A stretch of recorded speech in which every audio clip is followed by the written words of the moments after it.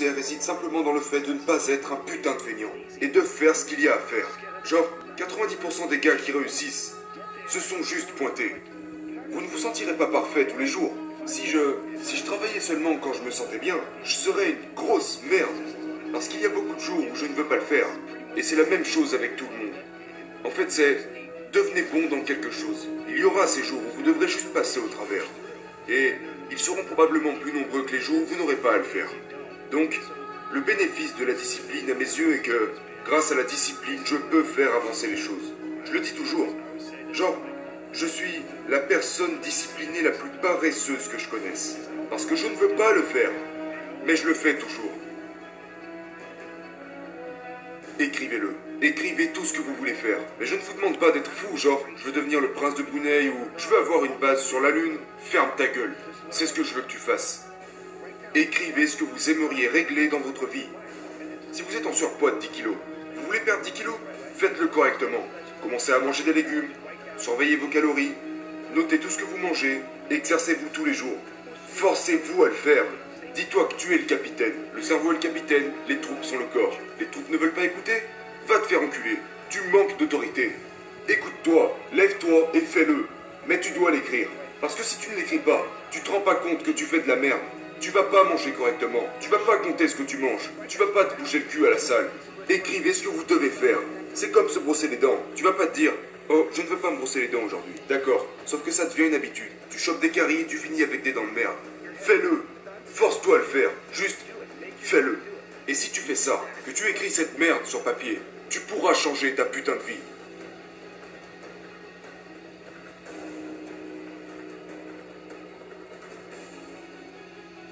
Pour une raison quelconque, la plupart des gens évitent absolument tout ce qui est inconfortable. Mais c'est tellement illogique. Parce que quand on regarde le confort et qu'on le compare au succès, au progrès et aux éventuels sentiments d'accomplissement et le fait de franchir des obstacles et ce que ça nous apporte comme sentiment, beaucoup de ces choses sont connectées à l'inconfort. Genre, l'inconfort est votre ami. C'est vraiment le cas. L'inconfort.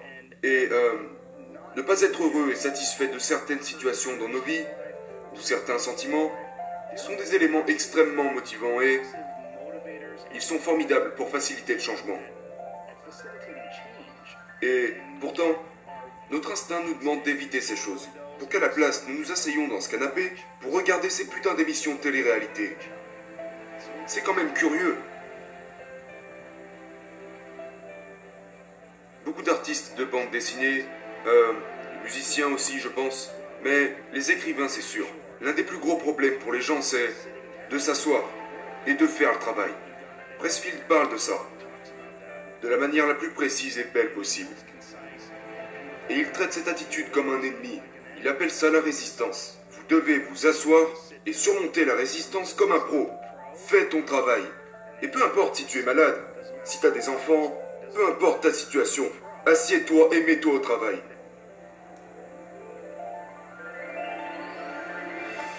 Faites votre travail. Et à l'autre bout de ce travail se trouve un trésor. Peut-être qu'il y aura des jours où tu ne le sentiras pas et que tu n'auras même pas fait la moitié des choses que tu devais faire. Et alors, tu reviens le lendemain. Et c'est comme ça que tu crées quelque chose. Et c'est la seule façon de développer une... Genre, c'est comme ça que vous développez les 100% de votre potentiel dans n'importe quel domaine. La chose la plus importante, en tout temps, pour tout le monde, est de reconnaître que vous n'êtes pas qui vous étiez il y a 1 an. Vous n'êtes pas qui vous étiez il y a 5 ans. Vous n'êtes pas qui vous étiez la semaine dernière. Vous êtes qui vous êtes maintenant. Et c'est la seule putain de chose sur laquelle vous avez du contrôle. Pas revenir sur le passé et sur les regrets du passé. Il faut vraiment y faire attention. Parce que c'est bien de le faire un petit peu. Genre, mes regrets, que ce soit des choses de nature professionnelle ou les quelques regrets que j'ai eus en amitié. Même si c'est quelque chose qui me rend très heureux. Mais, vous savez, la vie est étrange. Il se passe beaucoup de choses. Il y a beaucoup de facteurs dans la vie. Mais, évidemment, la personne que je suis aujourd'hui n'existerait pas si je ne m'étais pas bougé le cul. Si je n'avais pas fait ces erreurs, je n'aurais jamais compris l'importance de l'amitié et de la gentillesse. Si je n'avais pas été cruel à un moment de ma vie ou si personne n'avait été cruel avec moi, Je n'aurais jamais compris la beauté de l'amour. Je n'aurais jamais compris toutes ces choses si je n'en avais pas ressenti la piqûre.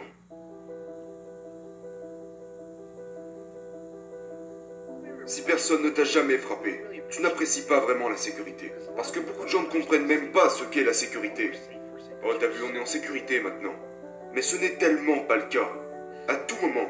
Tu sais, quand quelqu'un t'a frappé au visage un paquet de fois, que tu t'es déjà retrouvé dans un combat de rue contre un gars que tu ne connaissais même pas, après ça, il y a quelque chose de beaucoup plus doux dans la sécurité. C'est bien meilleur. C'est bien meilleur. C'est tellement plus agréable de rouler droit sur la route, juste après avoir quasiment perdu le contrôle dans un virage. Et puis t'arrives à reprendre le contrôle de la voiture. Après t'es comme waouh. Et vous devez vous alimenter de vos défaites. Mais la plupart des gens restent coincés dans cette tendance parce qu'ils se définissent eux-mêmes comme des perdants. Ou ils se définissent comme des personnes qui ne donnent pas suite à leurs idées. Des personnes qui ne poursuivent pas un véritable intérêt pour l'amour. Ils le disent eux-mêmes.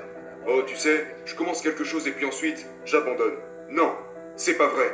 Tu as commencé et tu t'es arrêté. Et ça te donne un horrible sentiment de regret. Ce qui fait que tu finis carrément par te définir toi-même de perdant. Tu n'es pas obligé de le faire. Tu n'es pas obligé de le faire.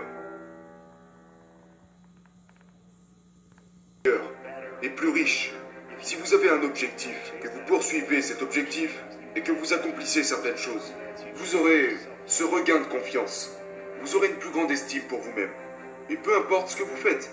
Peut-être que vous aimez créer des bandes dessinées, peut-être que vous aimez faire de la poterie ou des sculptures, mais quelle que soit cette chose, poursuivez-la au lieu de ne rien faire.